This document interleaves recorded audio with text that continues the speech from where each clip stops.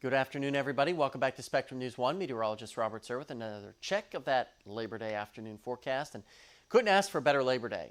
Great day to fire up the grill or the smoker. Temperatures into the lower to mid 80s. A sunny and less humid day. That humidity continuing to fall as we go through the day, but a little bit on the breezy side. That's the only drawback. Now, a quick look back at August. Hottest day in August was 101. Our coolest morning was 55. It was a dry month as well, only totaling 1.43 inches for the month. That's about 2.5 inches below normal. We should be over 3 3/4 inches.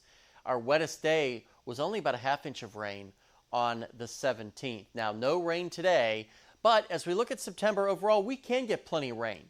In fact, in 1979, we had 11 3/4 inches of rain, but 1956, look at that, 4/100ths. That is little, if any, rainfall. And it can get hot and cold in September. As hot as 105, as cold as 31, as kind of summer and fall are starting to duke it out as the seasons are starting to change here. But like I said, no rain today. Gorgeous day. Temperatures mid 80s, dropping into the upper 70s by this evening. You notice that persistent northeasterly flow as we put Futurecast into motion.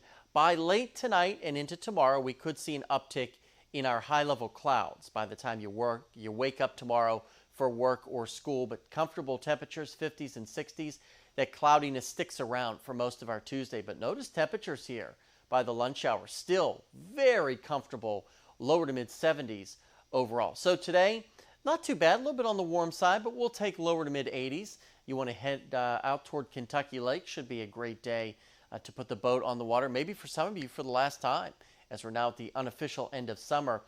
Mid 50s, mid to upper 50s tonight, and still breezy. Crack open a window, let Mother Nature cool things off, give the AC a much needed break, and things really not too bad all week long. Yeah, it warms up Wednesday and Thursday, back to where we should be for this time of the year, ahead of our next cold front that will swing through on Friday, bringing with it the chance for a few showers. Behind that front, big time cooler air starts to work its way in. High Sunday, struggling to get out of the lower 70s. Morning lows may flirt with the upper 40s.